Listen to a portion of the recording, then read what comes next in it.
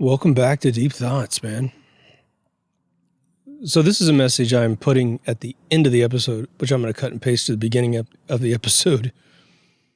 As I feared, the content of the Anunnaki is, I think, extremely boring, extremely insulting to anybody who who would ever have a definition, even a mild definition of a god. So this episode's pretty rough, and it's pretty truncated towards the end. I'm going to try and pad it a little bit at the end here, but just be aware, this is not a normal episode. When I started doing the research on it, it's so chaotic and so weird, and everyone's in disagreement about almost every single interpretation of this, from the official to the unofficial, that this episode reflects that lack of unity within the archaeological community / anthropological community. So I do apologize in advance. I hope you dig it. It is not freezing out. That's the best thing about it for me. It's 51 degrees, man. I feel like I am absolutely sitting in the Bahamas. All right, let me preface this episode right off the bat, because I don't want to get anyone angry who's coming to this episode for, say, college preparation or what have you. This will be, hopefully, not a messy review of the Sumerian Anunnaki bloodlines of Anu and the journey. And I am going to attempt to do justice, I should say, to the official, I think, consensus on Anu and his wife creating the Anunnaki. Anu and Ki creating the Anunnaki. And then we're going to switch gears at some arbitrary point when we get done with that first thing, because we'll digress a little bit to discuss this, to get over to Zechariah Sitchin's version of the Anunnaki, which, boy, if it wasn't complicated enough, I would say this dude at least makes it tremendously interesting. I got a huge My Father stick ready to go. It's one of my favorite $10 sticks on planet Earth. So what's interesting about this, I just want to give you a preface of how this show came together. Because what's funny about it is I was watching some other video on something completely different. I can't even remember what it was. And they started talking about the Anunnaki. And then they said, of course, they look like Norwegian people. They have blonde hair and blue eyes. And they're really tall and all this other stuff. And then you just do a little bit of research into this whole story, and you find out it's sort of a Mediterranean, Sumerian, Babylonian region of the world.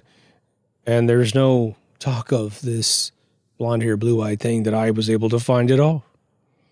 So then I'm confused. I'm thinking, am I looking at the right thing?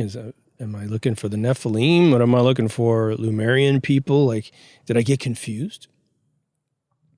And so I keep reading through this information and watching videos and little videos and super long videos.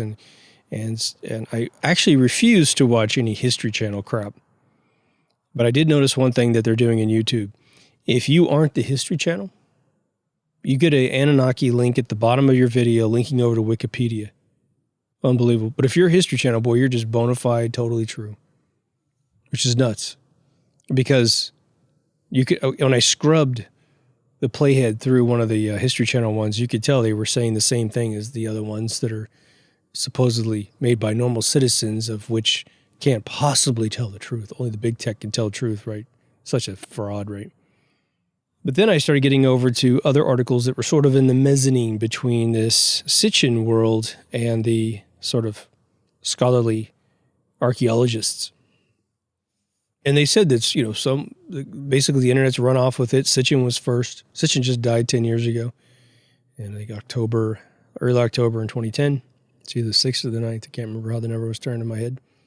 But anyway, interesting stuff. So I've got a little app I use, the Microsoft to-do list. Anytime I'm doing notes, I hate taking notes and having to read from them because I think it blows the cadence. And I feel like only when it gets to be like a sacred geometry of chaos do I ever need this. the family trees that I downloaded for this particular set of gods, you could say, was so incredibly complex, not in the fact that there's probably at least probably 20 names on average, well-architected Anunnaki family tree, but it's all the interpersonal relationships between them all, because they almost all have something going on between them. So it's like Game of Thrones. The other thing that I will preface this with is that because of all the pre-dynastic research that I've done in the last, 5 years, and because I've been able to stand on, the shoulders of giants like Graham Hancock and other people that he's brought in, plus the people who did the Egyptian code or the pyramid code. We know that any suggested year by archaeologists or anthropologists is either a guess or it is strategically positioned in their faux history to make sure that Whitey is always on top of everything. And I just simply don't believe it. I just don't believe any of the years. And quite frankly, mud cuneiform tablets have always given me major, major doubt, even as a child, looking at this. Probably more subliminal as a child, but just looking at it going, what is this again? Well, these are mud tablets, sweetie. Okay. And that those indents are all, phonetic language. Yeah, okay. And I would have used simpler terms back in those days, but I'm just kind of like, well, what stops them from creating this language, getting a bunch of mud, pounding it into the mud, drying it out in a particular way that will satisfy whatever carbon dating system you have, which you cannot date mud. You just can't. Okay? You can go get mud from some other location and say, well, this was when the Earth was down 50 feet and whatever. I also didn't know that this ties into Planet X theory. Well, the gifts just keep giving. So let's get started. So this story came together because the Sumerians started to think existentially. And therefore, they needed to start accounting for the gods. Now, I want you to remember something about the invention of a god in terms of man doing this ritual. And this is kind of sad for me because I could probably create a whole episode called The Invention of God. What this is, let's say I want to get you to do something that you don't want to do that will benefit me in some way. It could be totally a selfish benefit where I want you to fix my car. Or I just want you to stop being a douchebag in my neighborhood and being too loud and staying up too late. I don't want you to take your prettier face and come after my woman. Something. Now, if I ask you to do it, you could still be a douche and keep doing it. What are you going to do about it? What are you going to do about it, right? However, if I can go off a few of the elders of the village and we sit down and go, okay, you got that guy, yeah, there's a bunch of those bastards, yeah, and they're coming in from that other Norwegian place where we're all like 6'8". Okay, so what we got to do is, I got an idea. We're going to say that this universe, of which, we're all been sitting around going, who made this thing? We're just going to answer the question. What? Yeah, we're just going to answer the question. Well, we can't do that. Why not, man? They can't prove it's not true. And I bet we can get most of everybody else, because, let's just face it, we haven't invented books and writing yet. Get everyone else to follow it. And over a period of time, guilt and obligation will hopefully supersede a lack of immorality due to a low IQ. In fact, I think we can use their low IQ to get them to believe it even more. And after a few decades, oh my God, this will be the standard. But we will be the guys that write it. And once that gets hatched, wow, oh wow, do you have control over society? And probably starts off with some good stuff, and then it turns into some bad stuff, hence the Catholic Church and children. When I look at this story, and I look at the different interpretations of the story, the different scripts that go off in different realms, it reminds me a lot of Cuchulainn. Cuchulainn is the Jesus Christ of Ireland, invented around 2500 BC, which precedes this stuff. So this stuff goes back much, much further, I guarantee it. But you had so many preachers and priests of the Celtic world writing their little, softback book about Cuchulainn. It's like when Star Wars finished, hundreds and hundreds and hundreds of paperback books were written about Star Wars. And George Lucas had to prove every single one of them to not mess with his universe, And that's what happens to these situations if you don't have a Catholic Church to come after you if you start doing that kind of stuff. But as soon as that fractured, then you get Mormonism. You get Joseph Smith running around saying, you know what? Jesus came to Americas and they had the wheel and steel and a bunch of stuff they didn't have. And so you get those weird adjustments. This feels extremely hodgepodgey, as if it became almost a form of entertainment, to the point of like someone coming back to the fire and saying, well, then what happened? And then what happened? I mean, there's an infinite amount of time between these people and us. And so, well, then what happened? And someone's just willing to tell a story, which is where more siblings are born, more story extends. Subsequent stories have very little to do with the initial story sometimes. It's messy. I'm just sharing. So you're going to get different years on this. But the way that this probably should best be told is the mother and the father, the yin and the yang of the universe and their creation story. You have a description of the universe, and this, now I'm not going to say much more about this, but just imagine me being a huge ethereal science guy and hearing this story of creation. It's just beautiful, man. Prior to us existing and anything existing, their story is that there was a huge body of water flowing in the universe in a chaotic way. One half of the water was fresh water, and that's signified by the man, Apsu, the yin. Then you have Tiamat, who's his wife, who's known as the salt water. When these two split apart, we have creation. She's known as the dragon. He's known as the human. So when they split apart and come back, they have her body comes down and becomes the earth. And when they did this, they created all of the younger gods, their children. And what's interesting is that there's this constant theme within this story, which is that the gods are extremely inferior intellectually. They're making mistakes perpetually, which means they are anything but gods, because they seem to lack the maturity of an average adult today, which, depends on how long these people lived back in those days. It's as to how, when they write what they know, they can exceed a certain level of wisdom. And one of the overall themes is they keep making children, and the children are too loud and too boisterous. And so Apsu kills all of his kids. So Apsu and Tiamat have a child. They have several children. But Anu is their prized possession son. He's not a firstborn, he's a secondborn. And he inherits, through probably a level of maturity, the skies. He's known as the sky god. Now, this gets mistranslated, I guess. I mean, it depends on who you believe, Sitchin or other folks. Sitchin took it so far that it's like crazy, but he'll translate that to UFO people. And really, honestly, the story does talk about everything being in space, and eventually Earth was created.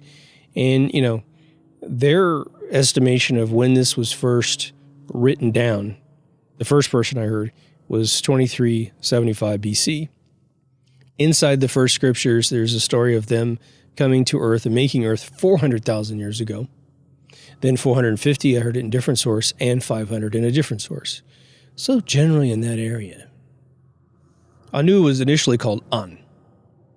And Anu is sort of the all-powerful god like we have today except there would be no brothers and sisters and other gods. What they did was they created an ecosystem of children, all ancestral children. Because remember, back in those days, incest was a very common thing in terms of any royalty. The pharaohs were all ancestral. And apparently, I guess their congenital issues never arose, so that, they didn't commingle with other families, and so they, I guess, were able to avoid it. So Ki is known as his wife, and they also say his consort. Now, I had a different source say that she was known as Antu, and that the two of them coming together and having kids made the Anunnaki. The interesting thing about the Anunnaki, physically, and there's no mention of their height and their size until we get to Homo sapien, human.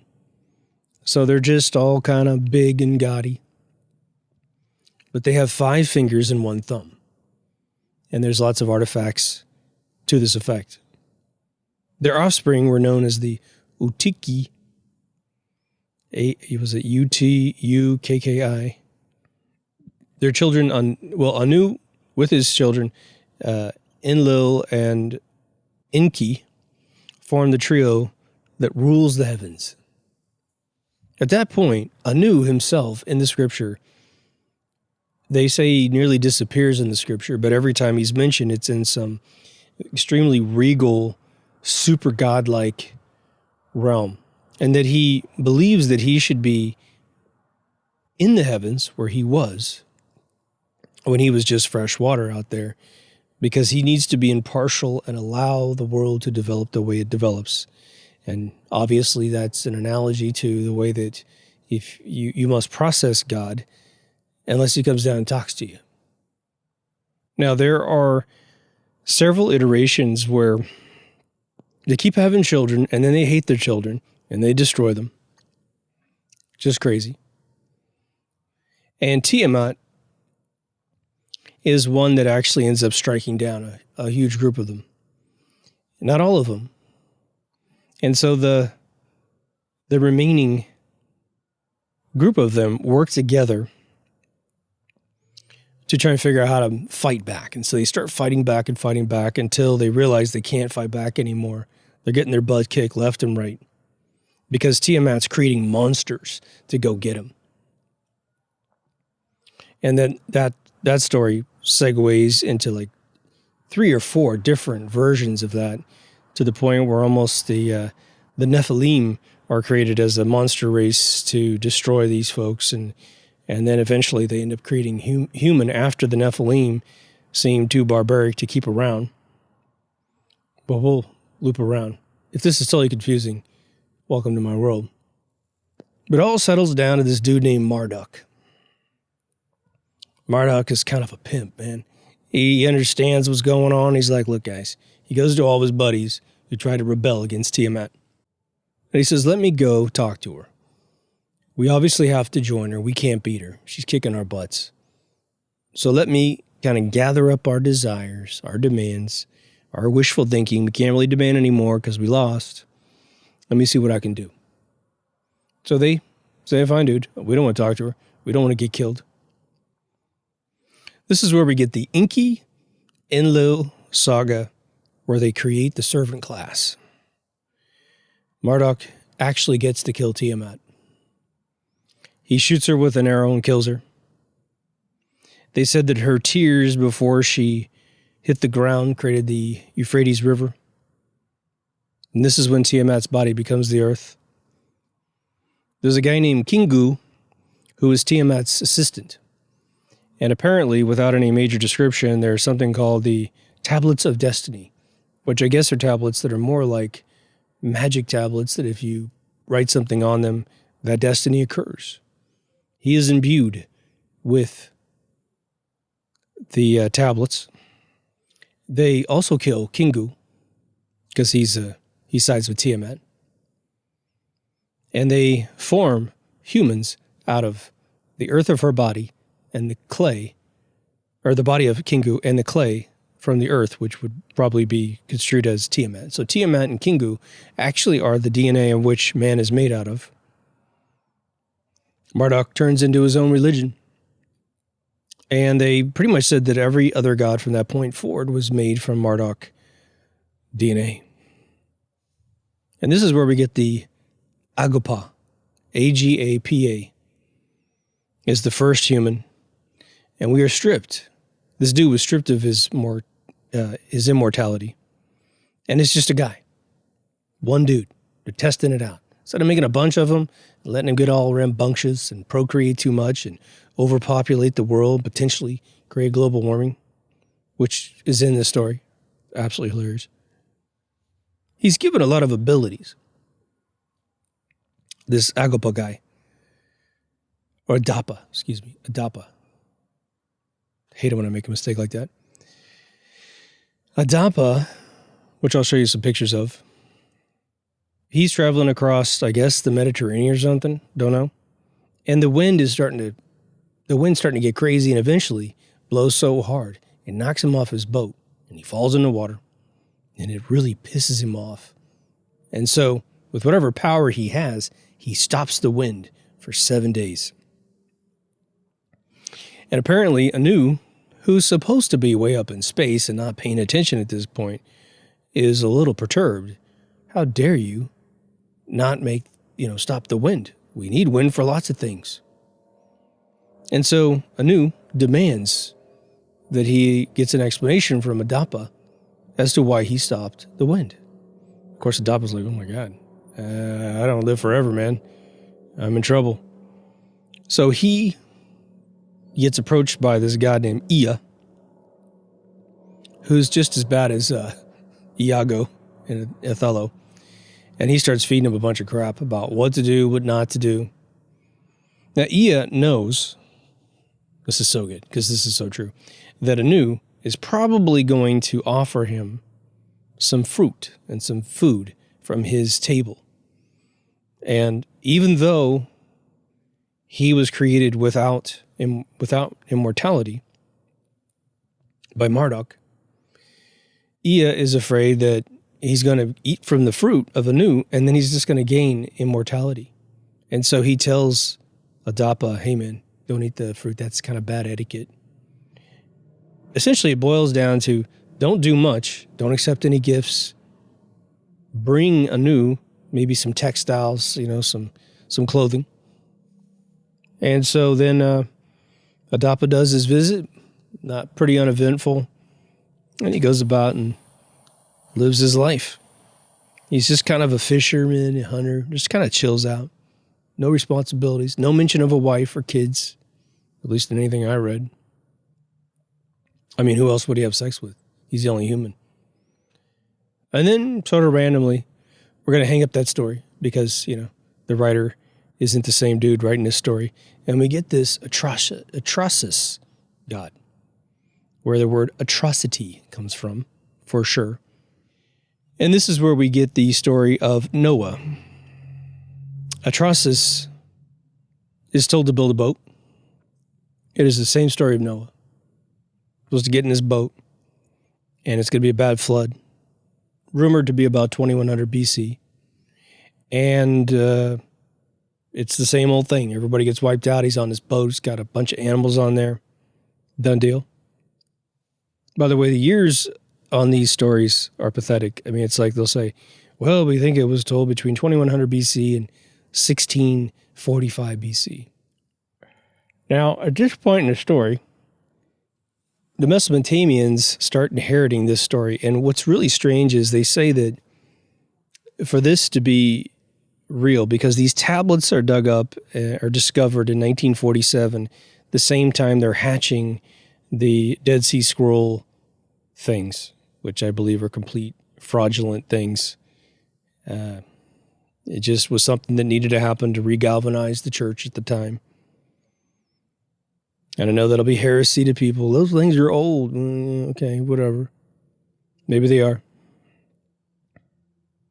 But in this region, I mean, I was told it was Egypt. They dug these things out. But, Sumerian, Babylonian, Mesopotamia.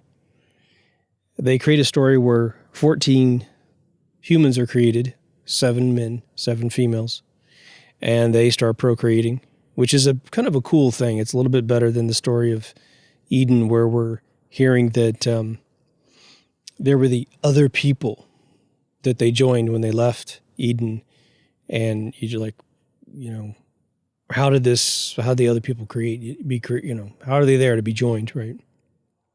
But like always, they make too much noise, and then they're ceremoniously slaughtered. Again, you're not talking about a god, you're talking about an absolute categorical hack.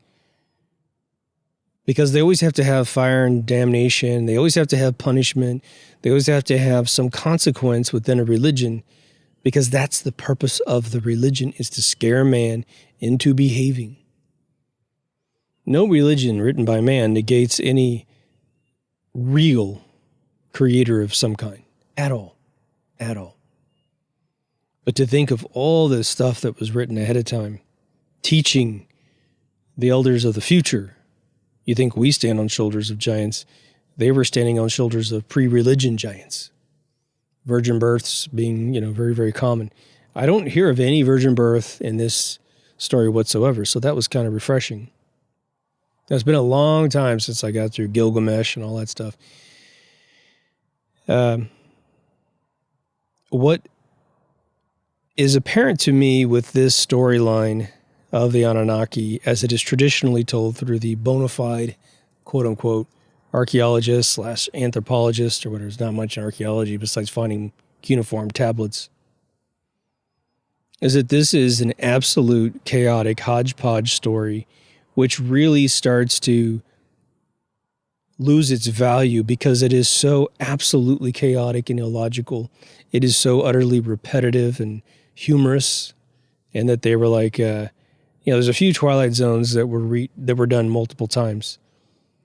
The guardian angel that comes down and protects Carol Burnett, is that her name? And then protects this other guy. And then there was a dude, Mr. Best, who played a hillbilly, and he had 2 episodes every summer. So you cannibalize yourself sometimes. This story is just over and over and over again. But one of the documentaries I watched said that despite this being huge, there's no temples or anything that really certify this story. Not like if you were to visit Earth today and someone were to walk up to an alien and say, hey, we had this God that came down, Jesus, and tell the whole story to the alien, well, this alien could at least walk around the entire planet and go, oh, wow, there's churches everywhere respecting Jesus, so that must have been real. I mean, they would have to have the foresight to doubt it. They'd have to see something different. We get these everywhere we go, sort of thing, right? So what's funny about it is that when Zachariah Sitchin, who's a Russian dude, comes around with his version of this reinterpreted story, I don't see anyone can criticize this guy whatsoever because he is giving you a much more linear, meaningful story, as crazy as it probably is. And it defies all logic of the universe. And by the way, Sitchin's version of the story definitely goes with round Earth, normal cosmology. So if you're a flat earther, you gotta just throw the whole thing out, which I don't blame you. But this is where Sitchin's story turns into Planet X. And it all comes out of a book that was written that talks about this planet Nibiru. It's like Nibiru, Nibiru, which is part of the Planet X theory, right? It's essentially the entire foundation of Planet X is Sitchin's version of the Anunnaki. No longer are they out in the heavens like a Q continuum guy controlling everything. They are stuck on a planet called Nibiru. Now, I didn't see anything mentioned about a sun called Nemesis. No mention of that at all in the stuff that I reviewed. But we know that's part of Planet X. Now, I did a whole episode on Planet X if you're truly interested in my opinion on that. But we're going to review it a little bit here because it's right in front of us. Now, this whole Planet X thing was pitched in 2012 to 2014 that some channeling person. That's how we find out all the information about Atlantis and Lemuria and those kind of things. But there's a mini solar system that comes into orbit, comes within our orbit, within our solar system, every 3,000 or so years. They live on Nibiru, and apparently the ridiculous story is that they had an environmental catastrophe, and so that they came to Earth to steal our gold, and that they created the Nephilim first to mine the gold, but they were moronic and big and sort of hominidy. There's even a picture of someone painted with two heads because they wanted to say like a monsterish kind of thing, and then they got rid of all of them. And they really sat down and said, okay, what were all the problems with the Nephilim? Well, one, they were as big as the Anunnaki, which was a physical problem, keeping them in check because they could fight back. So they instantly make man about a third the size. If you look at most of the tablets that have the mud art, which are ironically really tiny, the way that art is created is they keep stacking up little pieces of mud on top of each other. That's how they create the reliefs. It's not like Egyptian reliefs where they're carving it out of stone or pre-dynastic stuff, right? Now, you have to have a huge lack of cosmology knowledge, huge lack of any physics or anything, and really have to be just devoid of any logic in your brain to swallow this next part. So their solar system is going to swing through ours. Now, let's just think about this for a split second. Earth goes around the sun, supposedly, once every year. I mean, I've been here a few years. Seems like that's the case. And if this story were correct, and they're swinging through because their solar system is swinging through our solar system, I'm thinking that's a pretty fast orbit. Probably at least as fast as the Earth takes to go completely around a star at 93 million miles away at its center. All right. So, technically speaking, they would only be here a few months out of the year, and then they wouldn't see him again for another 3,000 years. That's the physical reality of the story if you believe in normal cosmology. However, the story is that when Nibiru gets really close to Earth, they hop off their planet, fly over here with some spaceships, and start doing this genetic engineering to take our gold because they really super duper need it in their atmosphere. Gold being propped up as this special element that can do something that all the elements in the periodic table can't do, which is sort of utterly absurd, but whatever. It is a very stable thing. It's very conductive and that kind of thing.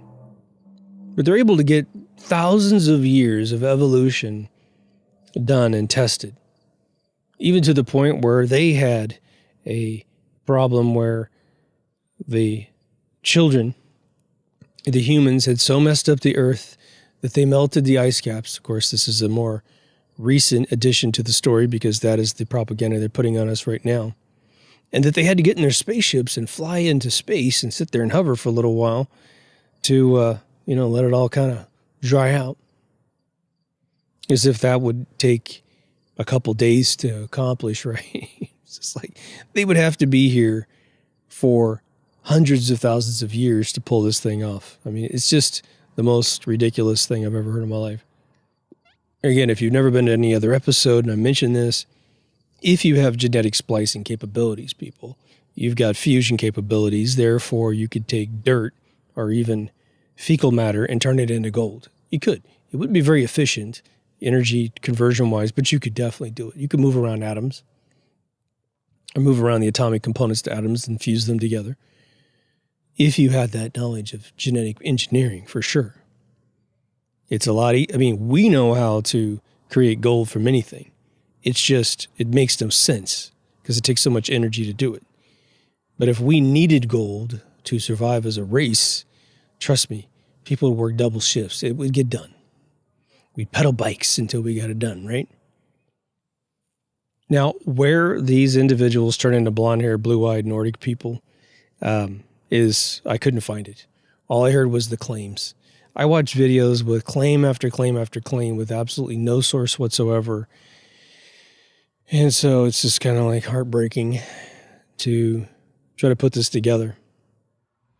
Now, what I find kind of strange about the Anunnaki story, because if we go back to the original sort of lore of the whole thing, if you follow the Game of Thrones times 10 down to the bottom of the official story, they have this final moment where, and this is part of Sitchin's story too, that they finally say, okay, we got all the stuff we need from you now. There's no gold harvesting and atmosphere fixing in the real one. Sitchin put that together. And Sitchin is accused of reading sentences out of context. He's accused of reading sentences and putting a period at the end when, I don't know, you look at cuneiform stuff and you're like, I don't see any periods or anything. So, can you blame the guy? But they leave behind not only a human race, but they finally realize, okay, we got to give you enough knowledge to be able to run your own world. So we get a bunch of engineering, mathematics, reading, language, all this other stuff, except those pre-dynastic people who built the basalt boxes who forgot to write anything on them. And so that, later was etched by essentially bad graffiti people. But they try to say that there's a race, like almost disciples-ish. And I don't mean to, there's no strong connection with Christianity here whatsoever, so don't get that confused. But they leave behind a group of people to run the earth, and that they're always supposed to be the ones running earth. And what's really weird about this is that the amount of protection about the story of Anunnaki on the deep state, big tech platform of YouTube is really strange. Why do you care? Why in the hell would you care if I talk about Anunnaki or someone else talks about it? I'm sure as soon as I post this video, down below is going to be a Wikipedia post, because I'm not the History Channel. Actually, the 12th Planet book was written in 1976, so I apologize. It doesn't go back that far. Now, let's review for a split second the theory that maybe these cuneiform mud tablets were simply placed there by present-day people to be then later discovered and read and that sort of thing. Actually, because the story is so awful in terms of anything related to a premise, a story, a beginning, a middle, and end, the interesting thing about it is that you would think that if anyone were to create this story and insert it to create some sort of faux history, that it would have a much more unified purpose to our life, to perhaps challenge Christianity or to take a religion that's out there and establish it a little bit more in history. And it's absolutely not doing that. It is too chaotic, too partial, and too discombobulated to be read as a story with any level of sort of meaning. It's almost like reading the politics of a really screwed up family. Because there's just, some basics when you talk about a God. And I tell you what, if you're a Christian, there is no better story to read than this gobbledygook to reaffirm your belief in Christianity, because that story is as clean as a whistle. At least the New Testament is compared to this. And even the Old Testament seems like a beautiful, collection of stories that have meaning and significance to our lives. You can get truth out of it that applies to your life.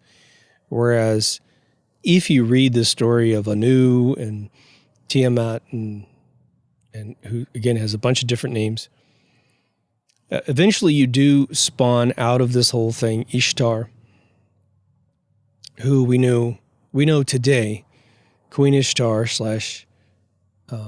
Semiramis, Queen Semiramis, who's the Statue of Liberty. She is the Columbia movie records or movie logo. They worship that. Her owls, who are the advisors to her, get snuck onto the crazy Illuminati dollar bill. There's crazy owl statues in Bohemian Grove. But what you don't have in the story, I'll just make this clear, unless, again, you know some other chapter, and I wouldn't be surprised if someone told me they drove Corvettes at some point. I mean, just nothing surprises me. It's just, oh, you want to make up a story? Okay, got some mud? Yeah, let's do it, baby. Okay. But there was no real nefarious behavior. And a matter of fact, the second that any race, I guess, started to sing and dance and enjoy themselves, well, the gods hated them immediately. They made too much noise. Okay, well, how big is the universe? How big are the heavens that Anu would be annoyed by them? Maybe he just has really good hearing. I don't know. But to have this genetic capability of manipulating life itself, but you just can't get anything right?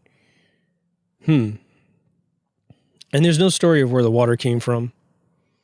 I guess it's just sort of an is, but it has salt and it has fresh water together, which is obviously probably an anomaly for their timetable to go, why is rain always fresh and the ocean is always salty? I doubt they understood evaporation other than if you spill some water, it dries up. But in terms of its sort of osmosis that happens, that's why anyone telling you that we're running out of fresh water, I mean, the lack of just logic you have to have in your brain not to believe such a thing. What are you going to do, get rid of rain? When is rain going to turn salty? How's that even possible?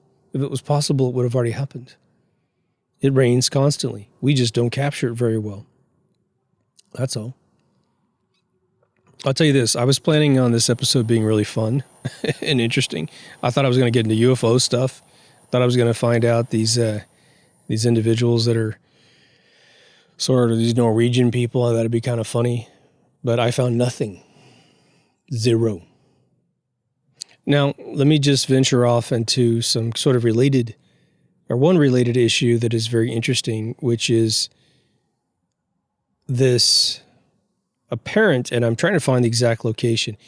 If I find the exact location, the sentence will remain in the video, and I'll show you on the screen, which is where in South America they claimed to have statues of bearded people, which are always sort of Eastern Orthodox looking priests.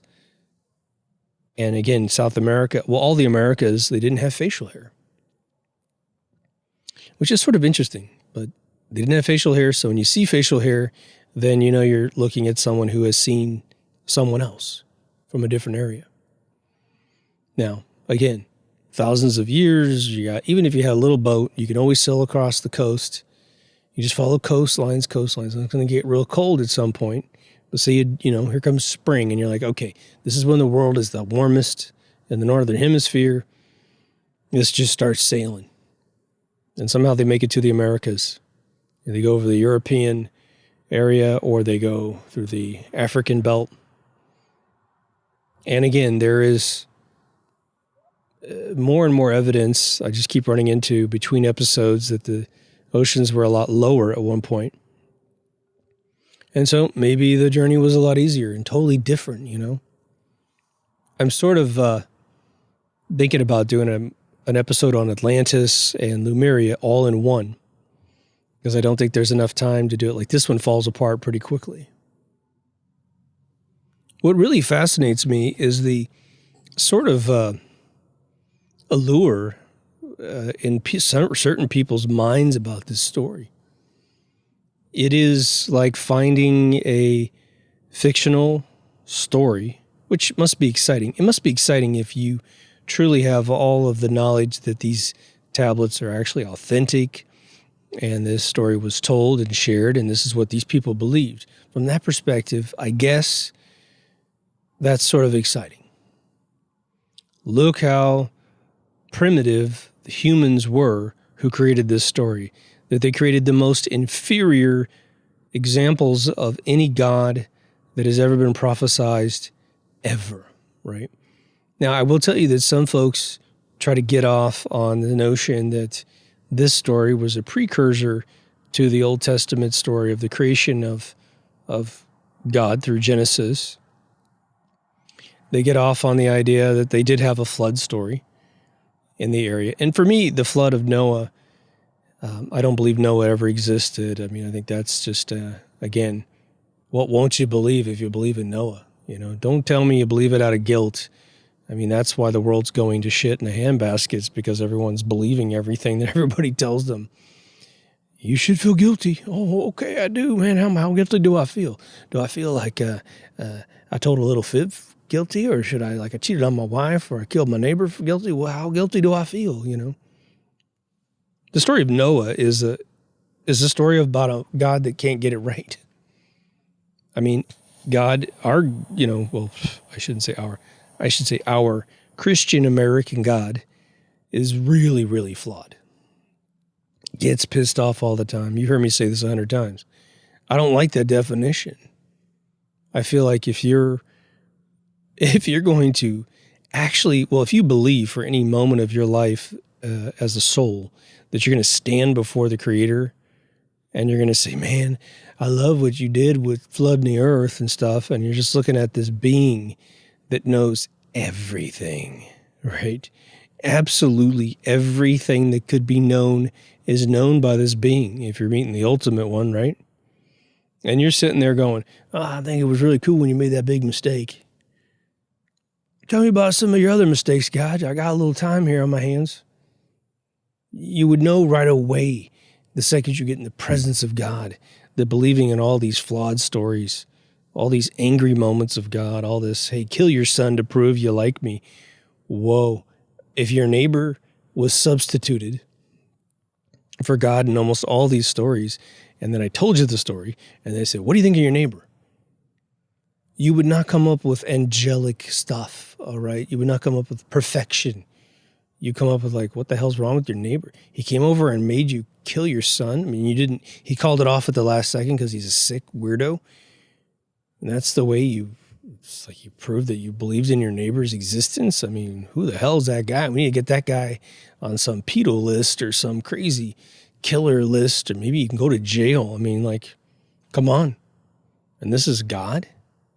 Well, let's set that standard as high as we can, right? See, the interesting thing when you study like Native American belief systems, it's very beautiful. It's very balanced with nature. And you have a story that feels like you could believe it. Christianity, you know, at least New Testament wise, pretty clean story. A lot of the Old Testament, pretty clean. Subtract all that cancerous reaction, anger, world destruction stuff out, and you got a pretty good little story. You know, and it's not like you read about, you know, King Solomon and you're seeing God everywhere. It's just a story of that dude whose life provides lessons. But I guarantee you, any one of our lives that's even mildly lived has the same lessons. It does, because let's just use me as an example, telling my life story, which pretty much is this show, right? I've done stupid things you can learn from, and I've done some smart things you can learn from. Well, you're the same way. If we reverse the tables and you told me your story, I'm gonna get it, you know? Or I'll see my own likeness in you, because oh yeah, totally, I did that too. Wasn't that a doozy? You know? Yeah, oh yeah. Thought I was gonna marry the first girl I met when I was 12, you know? One of those kind of things. I thought the job was going to last forever. I thought the economy was just going to be good forever. I thought world leaders told the truth. I thought mass media told the truth. So let me ask you, why do we believe this stuff in the first place? For those of you who have partaken of my screenwriting series, which is very, very few of you, I told you way back at the beginning that my writing teacher, Robert McKee, opens every class with the phrase, or at least the sentiment, that man needs story. We need it. Partly out of just the fact that we live in a loop of our life, and we need escapes because it gets boring. Good stories will have you looking at the world differently, looking at humanity differently, looking at yourself differently, and you might make changes to yourself because you believe in something. The Star Wars franchise, for instance, has a good example of that because it has heroes in it. And they will help you vicariously live through the hero, which as a symbol to you will have you either being good or bad. Right? Your average gangster kid wants to be bad. They want to be Scarface. They want to be in a situation where they are, chainsawing a guy in a shower. They want to be the guy with the big over and under machine gun. Say hello to my little friend. They dig that. That's sort of what they think. If they get that strong, then no one will mess with them in their area of life because it is threatening. If you live in a better neighborhood, well, then you want to be Luke Skywalker. You want to be maybe one of your favorite heroes, whatever that is. I'm old, so I won't name any more heroes. With the story of the Anunnaki, it's almost devoid of anyone you would ever want to be. Everyone's a conniving backstabber. Anu, who's supposedly this heavenly god, is just so short-tempered. He makes inferior beings, and then he kills them. Over and over and over. Tiamat does the same thing. Marduk does the same thing. It's just, does anyone know how to do anything right at this realm? If that's being a god, I don't want to be one, ever. Because I have more wisdom and intelligence, and I know my limits, I wouldn't try to synthesize a living being together if I didn't know what the hell I was doing. But why do we as human beings strive for this stuff? One, I think that if you like your world, you like the way the economy's going, you like the way your friend circles work, your family works, your job works, all that good stuff. You like yourself in the mirror, then you'll tend to want stories that probably complement your life. But it's so funny that when life goes well, we tend to retreat away from our escapes. You don't need to go to church as much inside your mind. You tend not to pray to God as much when life is good. If you're smart, you'll say thank you. But even then, you're like, hey, you got everything right in my life right now, God, and I'm just going to say thank you, and I'm going to maybe go to church once every Sunday. Nothing wrong with that. And then you go back to your loop. The second life gets hard, oh my God, you can't ask for enough. You just can't. But you also look for escapes. I told you a long time ago that I learned in school, in my screenwriting school, that, Snow White, released in 1936 by the Disney organization, became extremely popular because it was in the middle of the Depression. And even though there's nothing for anyone in terms of solutions in that movie, it is an escape to a beautiful world that is perfect. It has drama, it has positives and negatives and that kind of stuff, but compared to soup lines and suffering, being hobos and homeless people because your government's messed everything up because they're doing a deal with the devil, it was great. And now we're seeing those kind of things. Mandalorian, the series on TV, I won't ruin anything for you, but if you haven't heard that season 2 ended really well, then you've been under a rock. I recommend, if you like science fiction and if you especially like Star Wars and you haven't seen every single episode of Mandalorian, find a way to do it. And then and be very careful, because don't go on YouTube and look for stuff because they're going to spoil it for you really quick. But if you're able to just, close your ears and your eyes, get to these, you just rent Disney Plus for 1 month and just binge watch this baby from start to finish. There is a reaction to the final episode, which has never been done in Hollywood history, meaning the videotape reactions of people on YouTube, which is why you do not want to go to YouTube to see this, are so stunning that as a writer, Jon Favreau, don't know how to say his last name exactly. I always hear Favreau, then I hear people say Favreau. I'm like, God, I hate to meet the guy. First question I'll ask the guy is like, how do I say your last name right? No one will beat that guy for probably another 100 years. Because there's one thing about copying his writing style, and there's another one where you do it for the first time. And I know that when you learn screenwriting, the only other moment in history, movie history, was in Star Wars and Empire Strikes Back. And this is not indicative of the ending of Mandalorian whatsoever. But when Darth Vader tells Luke Skywalker that he's his father, the world shook. That was a first. But it was sort of a macabre piece of information, I'm your nemesis and I'm your dad. Very Freudian. But brilliant. But the reason why, and this will make more sense to you when you hit the final episode if you haven't already seen it, be very careful in the comments, please, not to ruin it for everybody.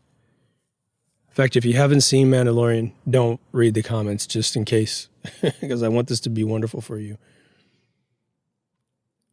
After you finish it, I want you to think about the times that we're in. And when anything good happens, we're just feeling it from our souls up. And I'll backtrack.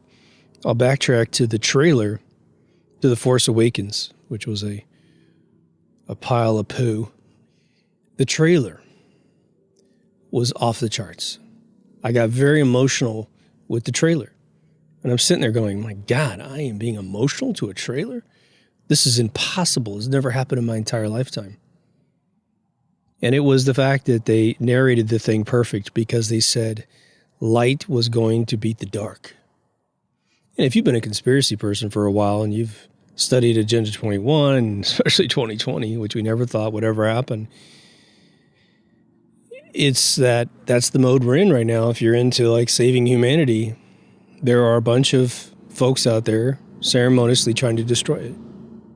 So the theme of the trailer was way better than the movie. The movie never accomplished the trailer's guarantee. What I'm not convinced of is the following. And I think I've tried to explain this a few times, but I might be a little bit better with the words in this particular episode. My concern is this.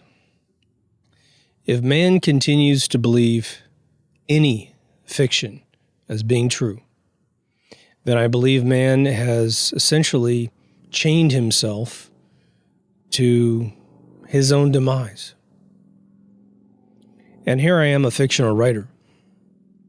I want the screenplays that I write, when they are viewed as a film, to be construed as fiction, with beautiful truths in them that will make you look at it from your perspective, from your judgment table, not adopting the film as your religion and viewing everything from the perspective of fictional characters. Having said that, I do believe that man is very immature. Very, very immature. Which is why these institutions continue to exist and continue to be the only way several humans, millions, if not billions of them, can find any paradigm in their soul to clean up humanity, to clean up the world, to tell the truth, to have morality.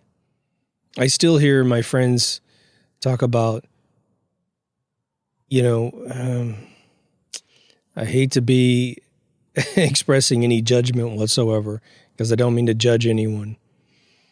It's just I haven't seen benefits come out of a lot of these types of behaviors, but I'll hear people talk about maybe going to a party where a bunch of crazy stuff is occurring, and they're telling the story as if there's some huge, wonderful thing about this thing. When if they were to continue that behavior for any length of time after the party, they might chemically lose their life, they would probably be ostracized by most of society, and they would be, sort of the reason why the fabric of humanity is unraveling before our very eyes, The worshiping of possessions is why most of this stuff is happening, almost categorically. You know it for a fact. Only an insane person might do negative things for no money. There was an interesting character in Stephen King's The Stand. I can't remember the dude's name. It was played by Max Headroom, the actor, when they did the television series, which I thought was actually excellent. I had just finished the book for the first time about 2 years before the TV show happened. So I was like, oh, this is going to be a nightmare, because the Shining television show was just awful. Just awful.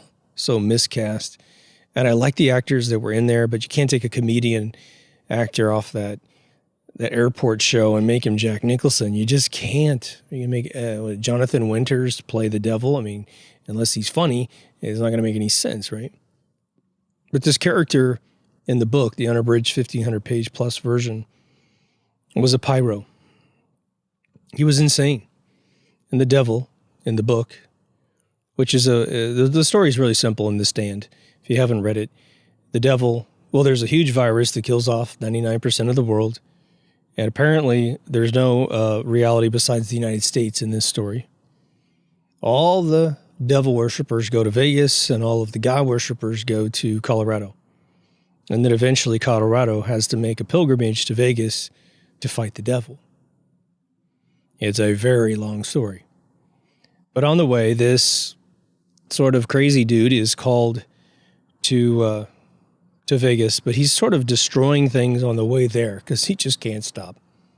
And there's some pretty insane stuff in the unabridged version. I don't know if it's in the shortened version, but yeah, he gets into some really weird stuff. It's not for the average person.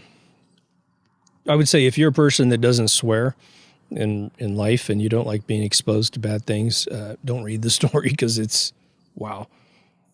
But I have to say that looping back on Babylonian, Sumerian, cuneiform writings in mud, as I was studying Egyptology, that was heavily documented that these cuneiform tablets were recording the kind of minutia of life, a merchant selling someone furs or doing a barter deal.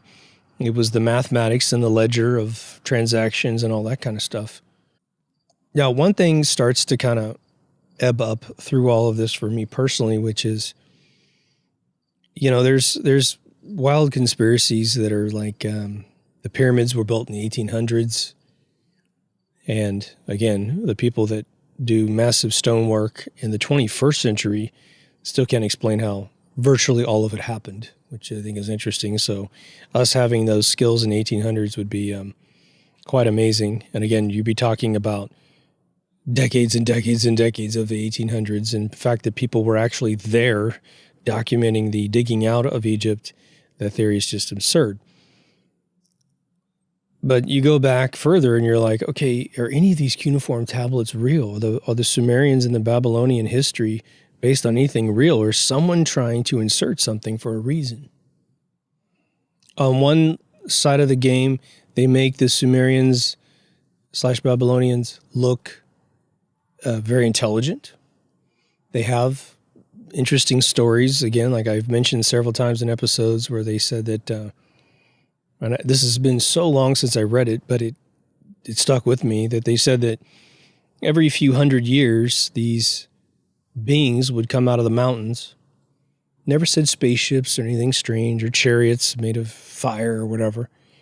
But they would come down to the civilization and get rid of the leadership and then establish new leaders to fix everything. And then they go away for a few hundred years until it got bad again. They come down and replace it.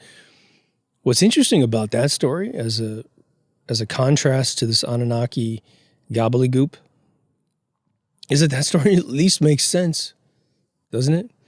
Even if they were beings from space that set us up and then sort of kind of moved into the hills to kind of watch us, right? Just knowing that, I mean, seriously, if you don't have any mode of travel and you just say, we're going to live up on this mountaintop and we'll just take little spaceship trips home or whatever we're doing. If you're just living a good life, who knows? They know no one can reach you because no one can climb those mountains because they don't have the technology yet. Second they do, well, you're going to have to live someplace else, further away. As long as you got a mode of transportation, hell, maybe in the background they are traveling in spaceships. For those of you who believe in a dome Earth, it's always been alluring to me that these could be the dome owners setting us up in some petri dish to watch us do our thing. Even if there's a God and there's a firmament and we're inside some dome, he's conducting an experiment. Then there's that lady from, was it the Tinker website that called her mother and said that this is all a matrix. It's all a big mind experiment. And then you find her dead in the back of a car with no cause of death, no toxicology problems whatsoever. And they're like, what the hell happened? And supposedly she was going to move a bunch of her money from her Tinker Pakistani company, I think it was Pakistani, to this other sort of AI research department. And the weird thing is I read her background, and she came to Orange County to go to a conference and then went to San Francisco, where she actually ends up dying in the sort of San Jose area. Makes you wonder, right? It makes you wonder if you found evidence of something, if someone would say, okay, that's just too much. You got to come with us and we'll just render your body dead, or we'll put a body double in there or whatever because they got big technology or whatever. Or they just kill you. One of the two. How many of you have watched Star Trek, and when they bring a primitive up to the Enterprise and you just think, oh my God, how awesome would that be? For some reason, you're in the right place at the right time and you see some humanoid alien doing something and they look at you and like, oh crap, well, you got to come with us. You're going to dig it, but you got to come with us. Sorry, you're going to miss your family and stuff. On one level, you're dying inside, and the other side, you're on fire with excitement and curiosity. What I don't know about this Anunnaki story is if you're a Christian, think about this. I can't speak for any other religion. I think it'd be pretty easy to probably describe Islam and the Muslim foundations, but let's just say Christianity, and you meet someone who knows nothing about it. It's very easy to tell that story, and it's very easy to map it back to a purpose to the person you're telling, to the degree they believe you. You know, you're born with original sin, and we got to go to these other humans to who have the divine right to sanction heaven to us, and you got to get baptized, you got to do this, you got to do that, and then you go to heaven. Pretty simple. It appeals and applies to your life if you believe it. That makes sense to me. But imagine you're back in this time where this convoluted mess is being written on a daily basis, right? You can just tell it's just being written. Every new generation is just extending the story down further and further. And if you were trying to say to a friend, do you know who created the universe? No, man, tell me.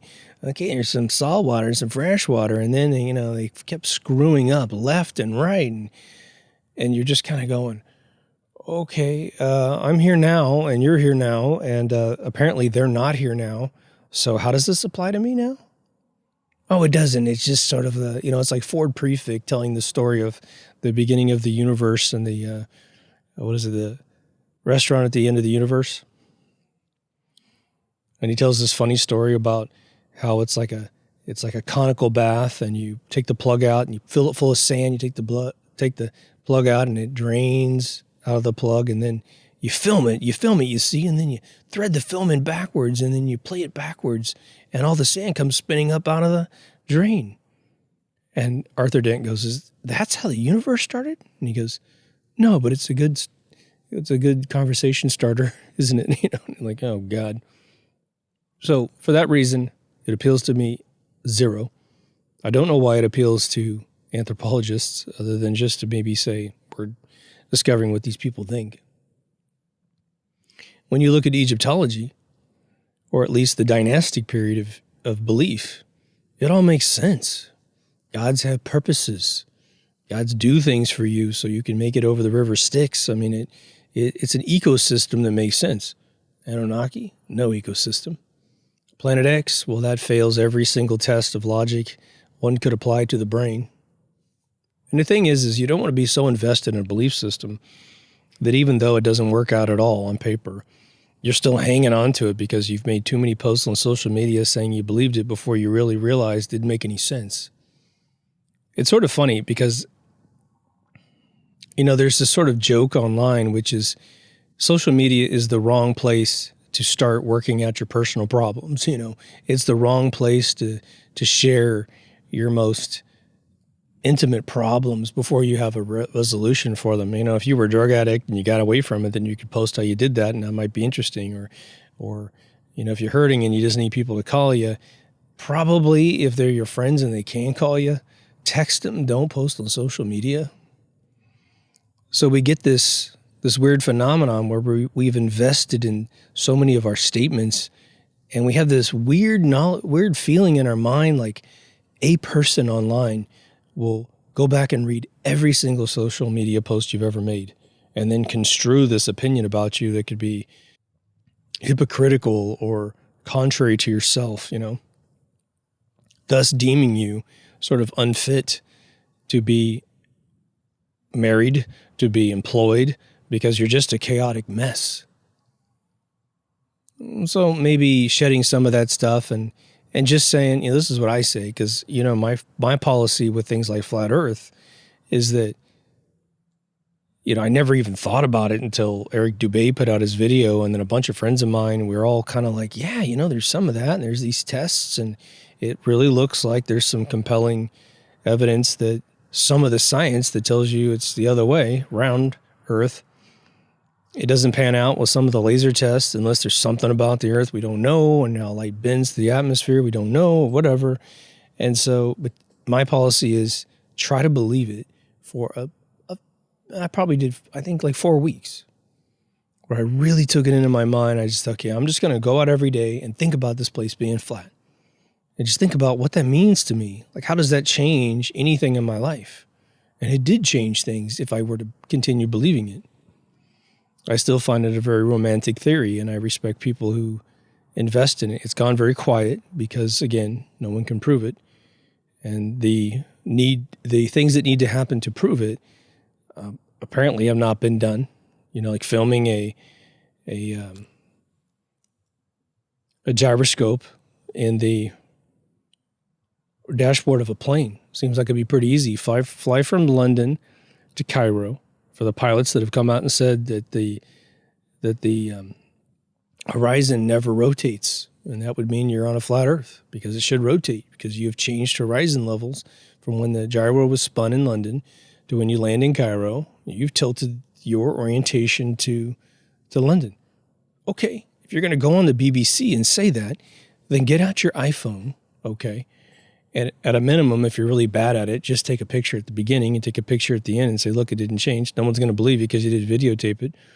So go buy yourself an $800 camera that's got enough camcorder time on it to record the whole journey. Bring your batteries or whatever you got to do, plug it into some power supply in the cockpit, and film it, start to finish. Let's see it. And then we're all going to go, whoa, that's crazy. Where is that? Nobody's got it. You don't have to go to Antarctica with that piece of evidence. I haven't seen it. So I think that's about all I got for this particular episode. I do apologize for being kind of messy, or very messy. I got to let it go through because that's the story of the Anunnaki, in my opinion. But again, so many of the interpretations change. I don't know how that occurs. I guess the tablets, what is hard about the story is that they're written in this cuneiform, and I wasn't able to find a source that just translated them, I guess, into the closest approximation of English so that one could read through them as clearly as possible, but then you have to trust the translations as well. So it's just a mess. Anyway, if you like better episodes, watch the other ones and go to deepthoughtsradio.com. Just bookmark it. It's got everything on there you need. There's some new items in the store, so go take a look at those. Other than that, take care of yourself and someone else, and I'll see you in a much better episode of Deep Thoughts. Over and out.